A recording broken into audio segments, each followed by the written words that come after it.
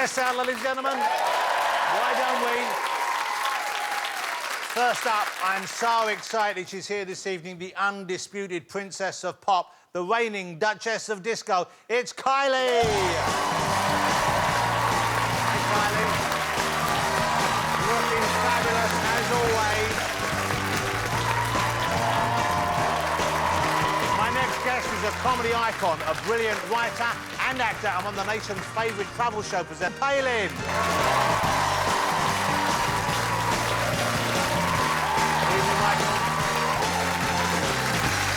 And exciting news, The Masked Singer is back on ITV on Boxing Day. That's exciting news, isn't it? And here with me tonight, three of the Masked Singer family. First up, an amazing broadcaster who's had an incredible career from Big Brother to Comic Relief, the fabulous Davina McCall. What a dress, I love that. Next, the host of the show himself, a very funny comedian, Mr. Joel Dommett. Hey, Joel. Casual and stylish. And finally, a fabulous BAFTA-winning comedian.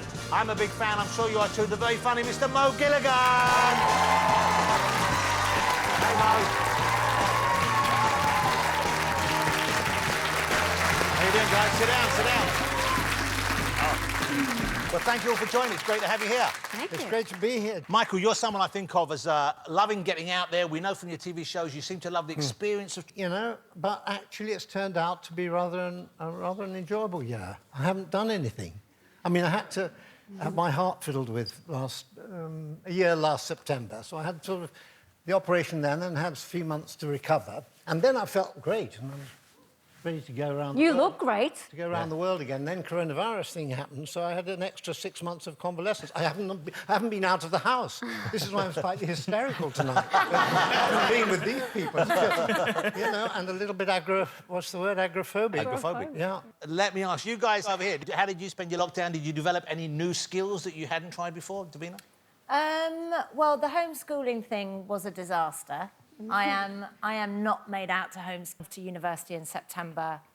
So actually to have that time with the three of them together, I've got 14, 17 and a 19-year-old. We will never get that time again, ever, I don't think. Yeah. But breakfast, lunch and dinner all together all the time was funny, interesting, very loud, argumentative. You know, it was all of those really great emotions. Really and the nice thing is, I think you probably have more time with them so you can actually finally work out which one's your favourite. Yeah, exactly. Finally. Yeah. Joel, what about you? What were you doing? Well, Davina's been homeschooling me and I've taken up a lot of my time. Very annoyed. I actually spent a lot of lockdown trying to learn how to play football because I had Soccer Aid that was coming up at the end of lockdown. And so Mo did it as well. And so you'd agreed to do it even though you don't really play football? It was a terrible choice, Jonathan. Basically, I got the call. It's very prestigious to be asked to do it. And I was like, oh, my God, yeah, great. There's three sort of groups. There's professional football players, and then there's, like, celebrities who almost made it as professional football players. And then me and Lee Mack. That's the other. And it was so stressful, man. Literally, I went on for the last 10 minutes of the game because everyone realised during all the practices that I was going to ruin it for everybody. And so I came on the last 10 minutes, I hardly touched the ball. There was, like, at least 3 times where Mark Wright would get the ball and he'd look up and then he'd look at me and then he'd look back down and then just pass it to somebody else. Absolutely can't play football. But don't you think he looks like he should be able to play football? Yeah. I look at him and I think, you look like a footballer. They even said to me in interviews that, who do you think is going to be a real surprise? And I was like, Joel looks really fit, man. Like, he looks like, you see his legs, he's got these muscles. Yeah, man, well, it's taking part that counts, isn't it? So, Mo, you played as well. Yeah. Mo was amazing. Yeah, like, yeah. Everyone, like a duck to water. Like, he was having an absolute great time. Immediately, everyone was like, make Mo captain. He's the best. Put him on our shoulders. Oh, forget Joel. And there was one time, because we went to quarantine in this hotel together for 4 days in Manchester. Yeah. Like, all staying for, like, the most famous people. It was insane to me. At one point, Were you there when Wayne Rooney was singing Mustang Sally and James Bay was playing it on the guitar? Yeah. And I'm not even talking about, you know, you think Wayne Rooney would be like, Mustang Sally? Like, he was like, Mustang Sally! Like, he was going for it. I'd expect him to be film it on my... I was like, I got my phone out, I was like, oh my God, this is the best thing I've ever seen. And someone immediately comes and was like, no videos. And I was like, I've got to remember this. Now I have to tell people on Jonathan... Kylie, what did you do during lockdown? You learned some new skills as well, I think. Yeah, well, I finished making my album in lockdown, so it's so weird. Well, hold on, let's show you this if you haven't seen it. Looks amazing. I love a vinyl, but look at that cover. Wow. That's classic Kylie right there. Doesn't that look great? Thank you. Love it. So now I can say, yeah, I had a home studio, but rewind a few months as me getting all the deliveries, you know, just the drama of unpacking everything and going, I don't know what to do with any of this stuff. Where does the cable go? There's so many leads. Just my respect for my crew, which is already, you know, ceiling high, just got even higher. So a few calls to friends, a few mistakes, and I set up my studio and finished my album. Disco is the title of the album, and it's got a disco vibe, of course. Well, I presume you were always a disco fan. Yeah, and do you know what? I didn't think about it too much making the album, but now talking like 8, 9, 10, you know, definitely under 10. With my parents' record collection playing Bad Girls repeatedly, which is probably not appropriate for a 9 or 10-year-old. But and then ABBA, Grease, Bee Gees, all of that. So actually, it's just been a part of me for such a long time, and now it's just having this huge revival, which is amazing. And amazing as well that this album has topped the charts, which makes you officially, I think, the only female star to have had an album at the top of the charts in 5 consecutive decades. Yeah. Which is amazing. Which is just amazing and deserved. And I hope, I don't know, who knows, there's every chance I won't be on TV in 10 years' time, but if I am, I hope that I'll be able to welcome you back here to congratulate you on being top of the charts for your 6th consecutive decade. Just wheel me on, yeah. And then you'll be very pleased to know I have cloned myself, so 10 years after that... This could go on a long time, John.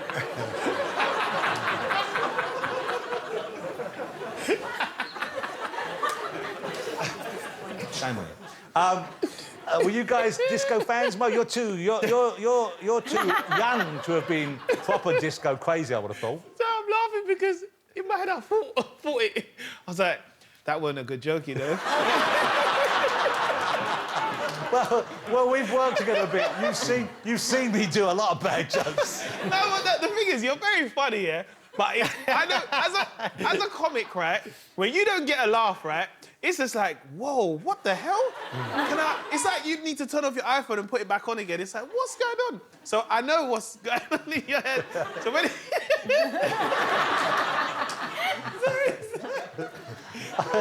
I tell you, I get a bigger laugh from Mo when... That is I think they're the funniest jokes when it's not meant... You're not meant to laugh, but you end up laughing. Yeah. That's the best kind of laughter. Sorry, I didn't mean to... It's OK, it's OK. I'm glad that we didn't draw attention to my joke. So, Mo, but disco, were you a disco fan? Yeah, well, basically, right, so as a kid, I was a big Michael Jackson fan, but I didn't have the hat, so I used to have a police hat. You know, like, as a kid, you get these, like, really, like, big police hats? So, you know, when I used to go to my great auntie's house, yeah, we go to my Auntie Nancy's house, and everyone say, can anyone do Michael Jackson? And and I'd be like, what? What do you mean, can anyone do it? I'm here. So that they play Michael Jackson, and I'd dance, and they like throw money and stuff. We didn't have a lot of money back then, so they chuck a couple pounds and 10 pences and stuff. So then I remember once I'm doing this Michael Jackson in the middle, and then my sister's like, spin the hat. So I flicked the leg now. I've took off the hat and went whoom and smashed my great aunt's window. Yeah. So then it was a bit awkward because I'm like trying to pick up all the coins on the floor. But I think in terms of like, have you ever been to Studio 54? Have you been to this place? No, I never went there because I think it was closed down. Michael, you might have been there. Yeah. I have been there, yeah. In the heyday of decadent New York life, what was that like? Very decadent. It was so blooming decadent. You couldn't walk anywhere because there was broken glass all over the floor. People flinging police hats at the window. You know, Mick Jagger, you know, Mike, come over here, have a drink, you know, all that sort of... Wow. No, Mick, thank you, I'm just going to bed. No, it was quite out of control. I went there on one election night, I think it was that So everything was completely wild, and all the barmen were sort of, for the orange, please. Place for that. But it was quite exciting, but there was a kind of frenetic atmosphere that was essential to the place, and that's why they closed it down in the end. Like a kind of manic atmosphere? Manic, yeah. Yeah, everybody was high and being very cool and high at the same time. I can't imagine but you weren't someone who embraced that side of life as much as the others, I don't think, did you? Or did you ever ride the Mary Jane train? Marijuana. I don't know why you looked at me and Mo when you said that. Well, I wanted you to know what I was talking about. Here's a photograph, though. Here's a night. If there's a night when you could have been out with a bunch of people and you could have got out of it, this is one of them. Look at Michael here on a night out in the 70s with Led Zeppelin. Wow. Oh, my God, that's amazing. And was that an early to bed evening? Yeah, just had cocoa and then kicked out of the flat. They were, funny thing, they were big fans, actually. Sort of a lot of groups were big fans of Monty Python. Well, a lot of that music kind of like, and Python went together. I think that rock and roll crowd really embraced what you did. But there was a similar energy to it, wasn't there? There was a similar sort of disruptive force to it, I felt. Yeah, well, and also the kind of the sort of reaction that people got from the comedy we did is somewhat like the reaction that people get from, you know, from music or something like that. It sort of shakes them up a bit. Yeah. You were kind of like rock stars anyway. Yes. Yeah. Well, yeah. But, you know, I was talking about Kylie's magnificent success with her album and how long she's been on top. Your career has gone on for, some would say, too long. Yeah. I mean, it's... but no, My joking doctors. aside, what an amazing career you've had. I mean, 50-odd years, always on TV, always at the top of your game, and doing so many different things as well. Was that deliberate, that you thought, OK, I want to diversify to this, or were they just thinking... But I was never particularly brilliant at any one thing, which I think helps. It helps you to try lots of different things, and I did. I said yes a lot to various things that were sort of offered to me. I met some very good friends, not just the Pythons, but others beyond that, who sort of said, you know, you should try this, you should try that. And I was pushed in the right direction most of the time, and I always said, well, it's got to be something that I enjoy doing. I made that as a rule generally, and most of the things I've done I've really enjoyed, and you know, that I feel I've made just about the right decision. But I would never call it a career, just as a series of amazing coincidences. The finger of history. Yeah, the finger of history is touching us all as we speak. But Davina's also had a remarkable career. You're coming up to 30 years on television. 30. I never went to university. I totally flunked out. I just waitressed for a couple of years. I worked at Models One, that's when I knew Kylie, when I ran nightclubs. And then I got a job by chance entertaining celebrities from Victoria train station to Amsterdam for the launch of MTV Europe. It's the best job ever. So I dressed up as a cleaning lady with 6 other friends. We all dressed up in weird outfits. And I just went up and down the train with a tea urn full of champagne and just was like, behaved like a lunatic with all these kind of, I mean, Donny Osmond, Zig Zig Sputnik, like Duran Duran, like really bizarre. That sort of precisely mixture of... carbon dates the era that you were there. Exactly. Zig Zig Sputnik. There were 6 months. That can only have happened in 6 months in the 80s. Yes, very late, niche, 89. Yeah. And You're, you know, incredibly hard-working woman, and you always turn up and give 100%. And I could see that you also, you know, wanted to succeed. You want to achieve it. And in the pursuit of that, you've done some very odd shows over the years. very odd, yeah. Some very odd shows. I'm going to show you a clip of one now. This is from God's Gift. This is one of my favourite shows ever. When was this? This was my first ever TV programme on national television. So after and the my MTV granny, period. my dad told my granny that I'd got a programme on grown-up telly, not MTV, like actual real telly that my granny could watch. And she thought it was a religious programme. Have a look at this clip, and we'll find out what this game actually involves after the break. Have a look at this. OK, can the boys spell sensuality, let alone know what it is? Well, let's find out as we play Suck It and See. We'll find out what she's talking about when we come back, so don't go away.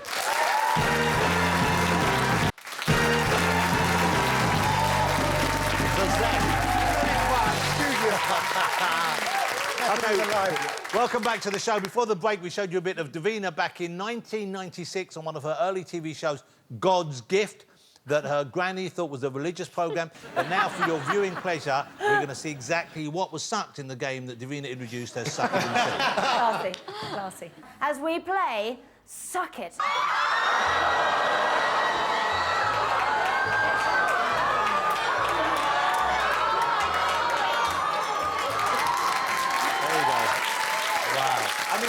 TV was out of control back there, Well, wasn't it? first of all, this was my big break on, like, proper telly. Yeah. And it went out on a Wednesday night at midnight and, Wow. a Saturday night at 4 o'clock in the morning.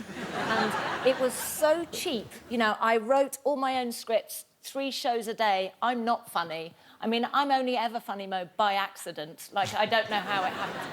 I had to dress myself, which never let me dress myself ever. No, you looked amazing. You look great. Amazing. It was the Topshop bargain bucket. I had £20 an episode to dress myself and a wonky fringe. And did the granny who was looking for a religious show, did she watch it? Did she enjoy it? I think we managed. Your grandmother, and I want to ask Kylie about her grandmother, because I was reading that you went back, I think, to Australia, was it the end of last year? Yeah. To visit your grandmother to celebrate a remarkably special birthday. Yeah, her 100th birthday. My Welsh granny turned 100.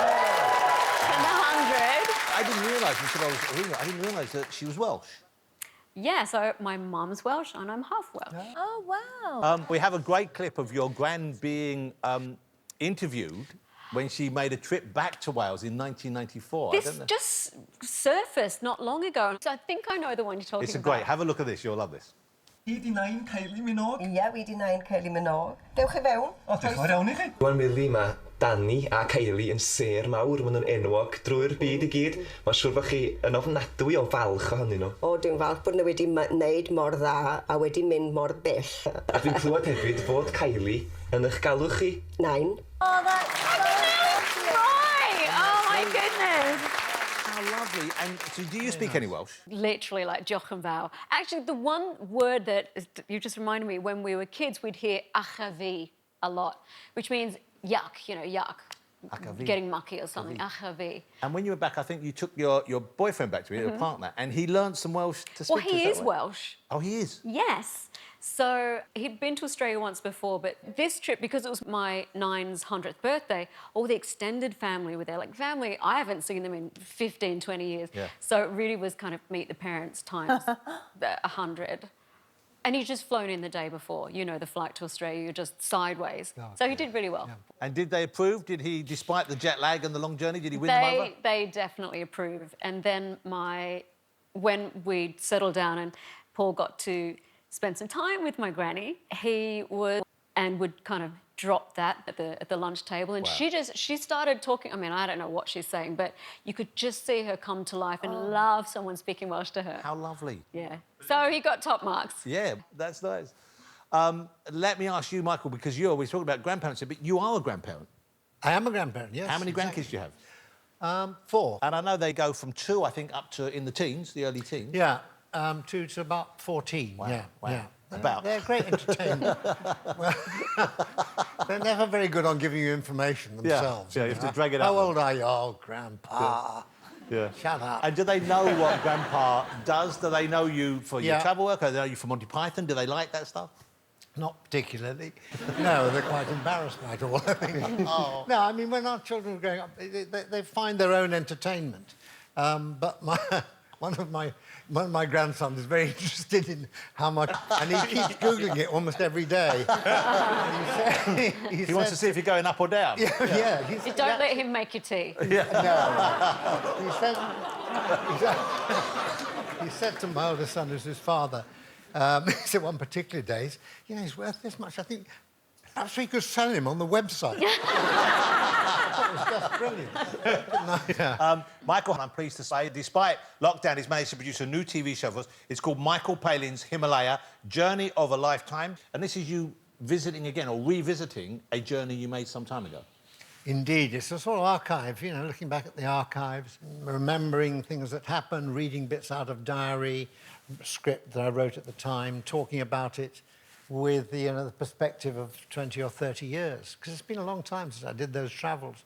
And it's actually, I rather enjoyed the process, because when you're actually doing them and they go out, I'm terribly nervous about them. I'm very self-conscious. Oh, God, what? And then 20 years on, you just watch it and enjoy it and realise you're not the central person in it anyway. It's the actual, it's the way it's shot. We had a fantastic cameraman, Nigel Meakin. They still look great.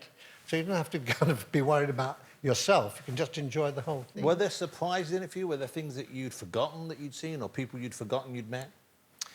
Yeah, actually, because particularly in the Himalaya, it was a very long shoot up there, and there were one or two things that I'd forgotten, but most of the main standout things, like meeting the Dalai Lama and all that, are things that you never will forget. He knew who you were. He was a fan of Monty Python, wasn't he? Well, he was he was a fan of me, certainly. No, because he did say, I would travel with you. I will carry your bags. And we had a few jokes about that. He wasn't very good. He kept dropping them. No, he was... Health and safety that goes on. I'm assuming that was the case back then. But were there moments when you felt like you were in danger ever, or there were, that accidents that could potentially have damaged you? The worst thing that happened to me was getting very bad altitude sickness when we were climbing up Annapurna, and it actually took about 5 days to get to the top. I had a cold, so I was already, my nose was a bit blocked, and the higher you go, the less oxygen there is, everybody knows. So you get terrible headaches, and you can't sleep at night, and you feel absolutely, utterly exhausted. And we got to the very top, and there was a couple of huts right up and beautiful mountains around, and I felt so awful. I just said, it's 3 o'clock in the afternoon, I'm going to bed. I just feel so dreadful. And the next one was I woke up, and it was total darkness all around, and I couldn't hear anything at all. Absolute silence and darkness. I did think, this is it. This is what it must be like, when you have died and gone to heaven. And I thought about it for a minute, and I thought, very nasty bronchial cough, and it was the best sound ever. I was alive. Of course, these are the days before COVID, when a cough was just a cough. Yes, cough. Wasn't quite as bad. Let's show a clip, because this is a clip from Michael Palin's Himalaya Journey of a Lifetime. It's on 20th of December on BBC Two at 8 p.m, and it's a delight. Look at this. There I was, looking at the line, the ridge that these men would have travelled up to the summit before they disappeared into a cloud and then were never seen again. Mallory and Irvine had disappeared up that slope. And I looked up, and it all seemed, so simple. It just seemed you would just keep on climbing. But of course you realise that it's going up beyond 25,000 feet. I think it's the death zone, they call it, where you really, you're just not getting enough oxygen in.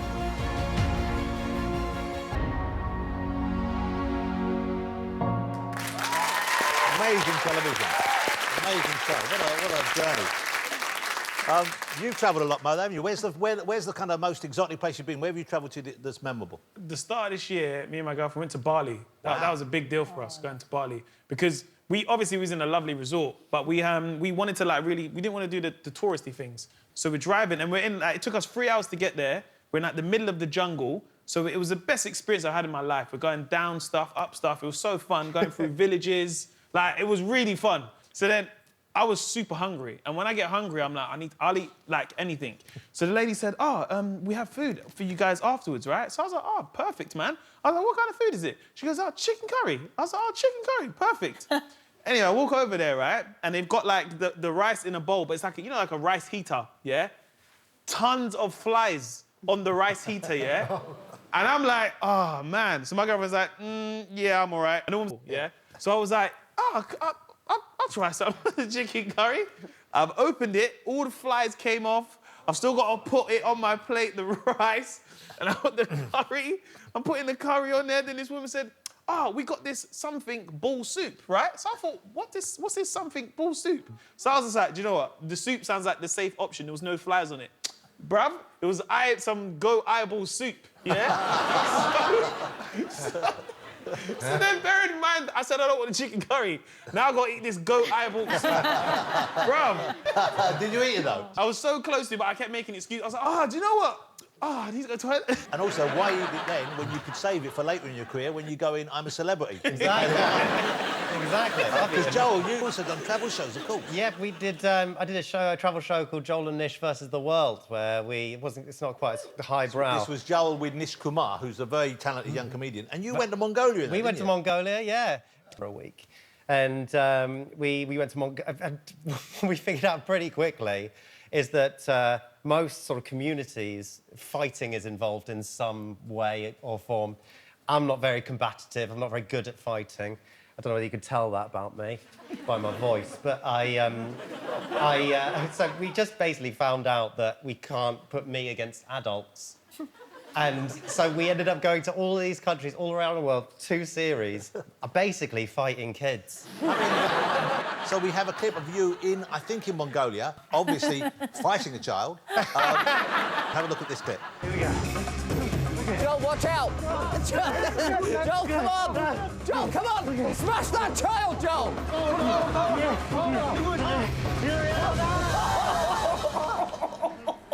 It's so difficult to beat children. They're wrestling. I didn't expect this at all. This next one's the smallest. He's only 11. So join us after the break. We'll find out who wins the fight between Joel Dommett and an 11-year-old Mongolian child. Don't go away.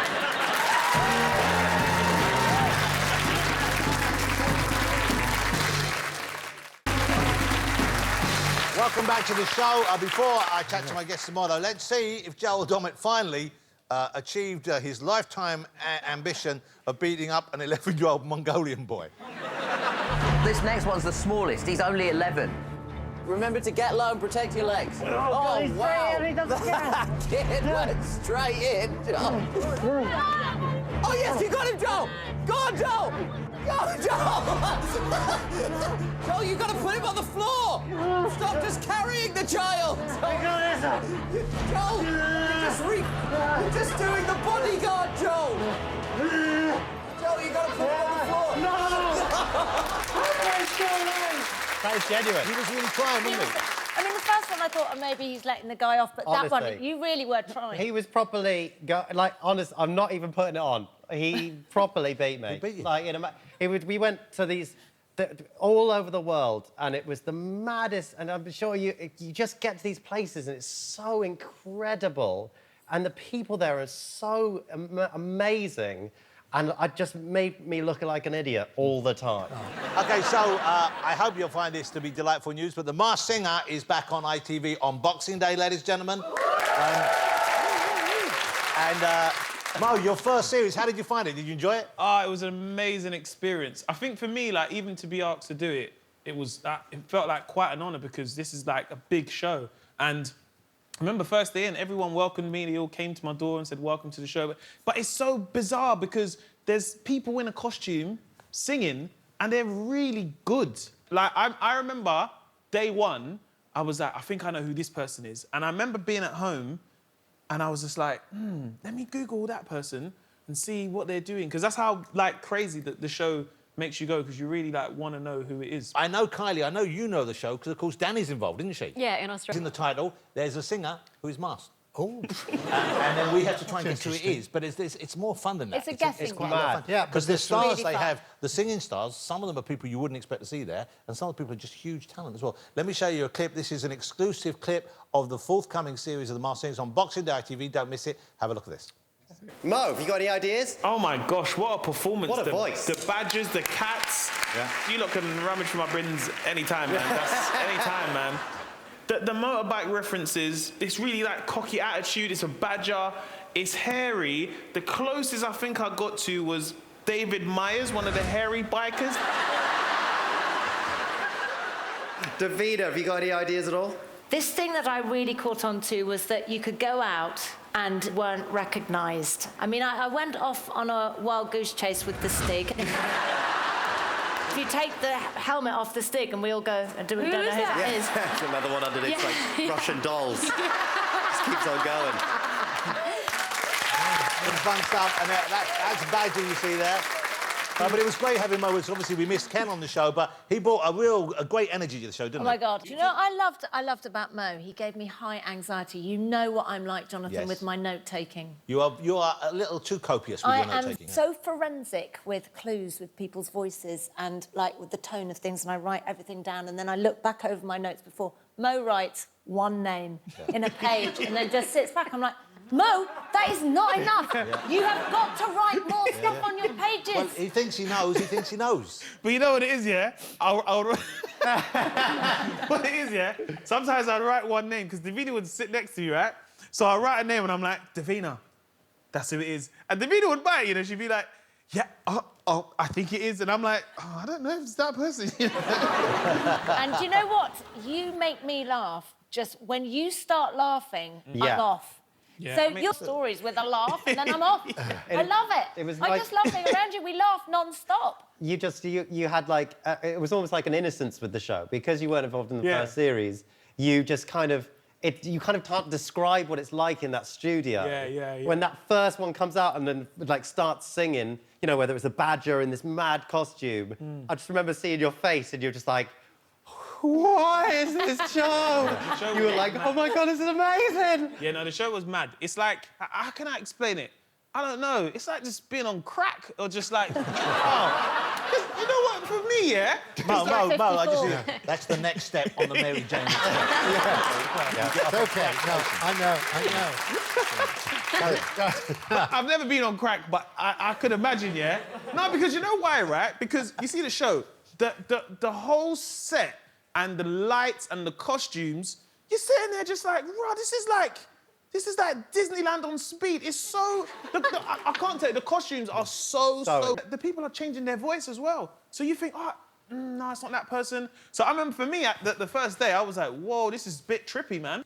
And were you surprised at the secrecy? Because I know a lot of people ask me and say, you know, do people really know? Can they really keep it a secret? But they do manage it. Oh no! It's very, very secretive. Yeah. They got those hoodies on where they say "Don't talk to me." I love those. So they've got these big hoodies that say "Don't talk to me" when they're not in their costume, and they have these like visors on, and the big hood. And they gave. And I asked. I said, "Can I have one of those hoodies?" Yeah. Because I think they're really lovely. So they sent me a hoodie, and it's really comfy. Just says in big white letters, "Don't talk to me." And I just didn't really think about it, and I just wore it out of the house. And people are seeing me, and I could see that they're going, "Oh, that's not Joel Dommett. He thinks it's a bit big time." Yeah. Michael, you must get recognised everywhere. Where's the strangest place you've been recognised and you least expected it? Well, actually, there was one place I was recognised in a rather strange way. It was actually on the Annapurna Trail, and we were walking up this very sort of long pathway of stairs, and it was very steep, and I wasn't feeling great. And I could see there were two women at the top, and they looked down, and they obviously sort of clocked me. And I thought, I feel so ill. I've been recognised at the worst time of my life. But I'm going to do my best. As I walked up the steps, best I could, got to the top and sort of went past them with a little bit of a swagger, just with the show off. And as I'd gone by, I just heard one say to the other, "Oh, my God, it's Eric Idle." Have you ever tried to go out in disguise? Have you ever tried to conceal who you were when you went out? Yeah, it was... OK, remember back in the day, Davina, I remember us being on, like, the King's Road by the Dome there, and you saying to me, "I'm going to be a presenter." She was so determined back then. Like, from nowhere, you were organising your auditions. I think you had tapes and stuff. So, yeah, like, kind of 1991, my club... Get messy. And I went to Notting Hill Carnival one time. And I guess I had these wigs. I said, I'll try and go a bit incognito, and had this long dark wig and a baseball cap. But I mean, I don't know how many times I did get away with it, but definitely not when people started going, "Oh, that's Kylie Minogue in a dark wig and a baseball cap." It was pretty. It was you know, but my size and my mannerisms, I think I was just sprung. But you know, it's interesting because you mentioned you and Davina being close friends back in the day, and you used to, I guess, go clubbing together. Yeah. And you appear briefly in one of Kylie's videos. Yes. I'm this is like bucket list tick. Yeah. Appear in Kylie Minogue video. Got it done so This is early. the best thing, yeah. Would you like to see a little burst of this, ladies and Yeah. gentlemen? Why not? Evidence. OK. This is Word Is Out from 1991. Look at this.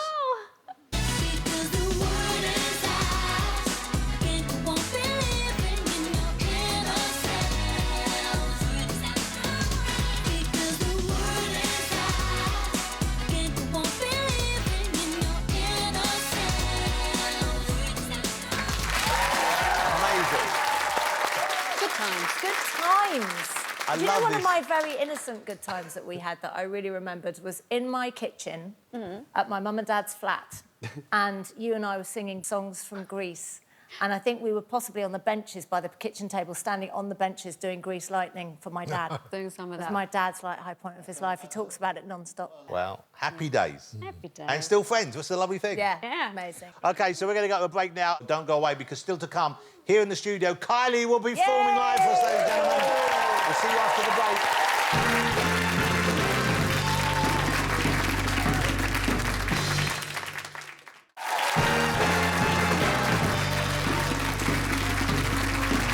Welcome back to the show, ladies and gentlemen. OK, so Kylie, we're looking forward to seeing you perform at the end. So many things you achieved. I mean, when you played Glastonbury, you had the Pyramid Stage, and I believe it was the largest audience they've recorded for one performance there. That must have been... Take it in and not be too overwhelmed with emotion. It was... I think for the rest of my life, I'm not going to be able to really condense what that show meant to me. It was Quite just an incredible. experience. You've worked with some great people and so many great collaborations. One which I always adored was the song you did with Nick Cave. Which was just an incredible thing. But I wondered, was there anyone that you wanted to collaborate, you didn't get the chance to, or someone you'd reached out to and it just didn't happen? I almost recorded with Prince. Wow. I met him and hung out. We're the same size, in our high heels.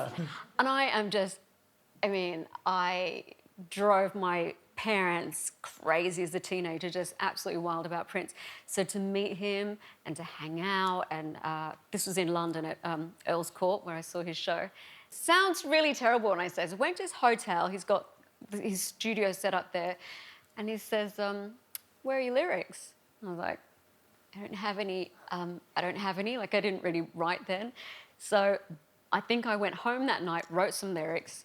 I can't remember how I should have kept a diary. That's my biggest regret. I don't know how I got the lyrics to him, but maybe it was the next day. He was such a kind of prolific worker. His driver hand delivers me a cassette with Prince singing a song that he'd written with my lyrics. I don't know where the cassette is. Oh, Kylie. Oh, no. I've had 8 months of lockdown to look for it. I'm sure it's somewhere. So that's an unreleased, unheard Prince track that you wrote the lyrics for, and he's performed the music for, and he's singing the lyrics as well. He's singing Yeah, so it was one of those Home Alone moments where I get this delivery, put the cassette in, and there's no one at home, and I just couldn't believe it. So that's the one. Wow. Yeah. Michael, what about you? Any kind of like unfulfilled ambitions, things that you wanted to have done, you didn't get the chance to do? Oh, yeah. Many things, really. I'd like to play a musical instrument. I'd like to have been Zeppelin. I'll give him a ring tonight. Hello, Led. You all right? No, can we come and visit you? You know, even though he's known for his comedy as well, Joel was in a new metal band back in the day. That's very much What was the new band metal. called? We were called Cyrus with a silent P. P as I-R-U-S. Clearly we didn't know psoriasis was a thing. And was it self-created, self-penned material or cover versions? It was about half and half. So give us a couple of the killer titles of Cyrus's unreleased body of work. Oh, there was some... Well, first of all, we opened with a Papa Roach song, and... I mean, they had that song... Cut my life into pieces. You are my last resort. Yes. Yes. And see, this is funny, right? So at my wedding, it was basically we had the first dance, which was not that song. She wouldn't let me have that one. It was Maroon 5, her choice.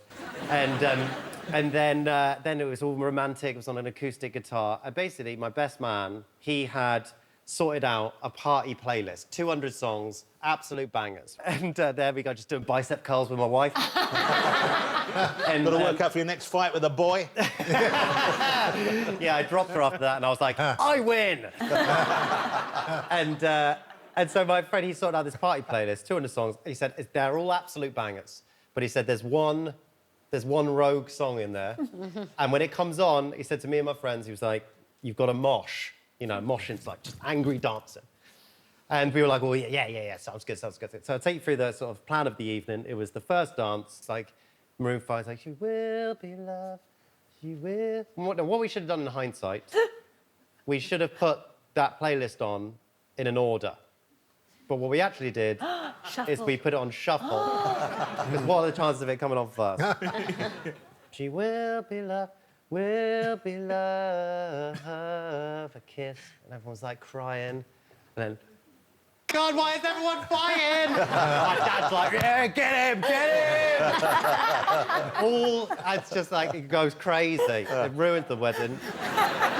Well, I'm pleased to say that Cyrus will not be performing here in the studio this evening, but Kylie will. And Kylie, we're going to send Kylie off now to change to get ready for performance.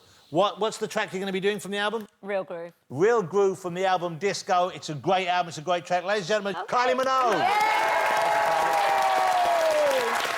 So while Kylie goes to get ready, Michael, I've got to ask something. You've achieved something which I think must be an ambition for most comedians. Michael has recently performed a voice in The Simpsons, ladies and gentlemen. Yeah. Oh, So wow. was that something on your radar, something you wanted to do, or just came out of left field? Well, no, they just got in touch with me. That was the great thing, to be asked by The Simpsons to come and do a voice. And are you playing yourself, or are you playing a character? No, I'm playing a character. Even better. Yeah, yeah. It's not... Well, I play the curator of a museum. I can't make it more glamorous than that. I play museum curator, but it is in The Simpsons! Yeah. And have you seen the cartoon version of yourself yet? No, I haven't at all. Well, no. we have a treat for you. Oh, no, really? Yeah, they've sent us the image. There you are. Oh, yes! Oh, my God, I love that. Now, that is...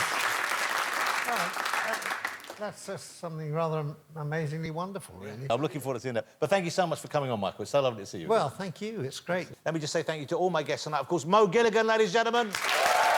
Joel Dommett. Davina McCall.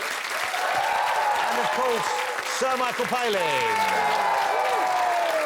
Join me again here next week if you can, when I'll be joined by David Walliams, Judy Love, Mickey Flanagan, Megan Thee Stallion and Robbie Williams. Wow. But now a real feel-good end to the show. We're going back to the great days of disco, performing her new song, Real Groove. It's Kylie.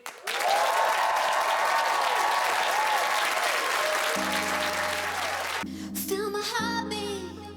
It's the same old feeling coming over me tonight. Me tonight. Feel the buzzing. Said I'm never gonna go, but tonight I think I might. Get my heart right. Bump in the night. No one can take me higher. No, it's been a while, baby, a while. Do you still feel the fire? I saw you dancing with somebody looking like me and you. She know how to party, but nothing like me and you. Got that perfect body, but she ain't got the moves. We got something better, got that real groove. Made your mistake. No, I never should have gone, baby. I was on the run. On the run. It was heartbreak. I can't stand another day knowing that you are the one. You're the one. Give my heart a ride. Bump in the night. No one can take me higher. No, it's been a while, baby, a while. Do you still feel the fire? Do you feel it? I saw you dancing with somebody looking like me and you. She know how to party, but nothing like me and you. Got that perfect body, but she ain't got the moves. We got something better, got that real groove, baby.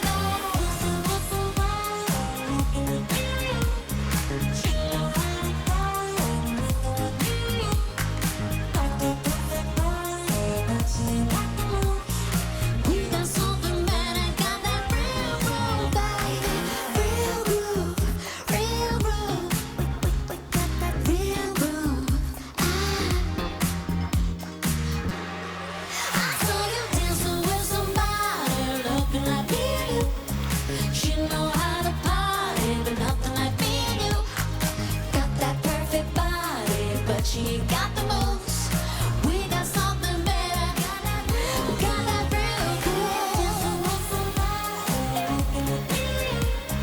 She know how to party, but nothing like me and you. Got that perfect body, but she ain't got the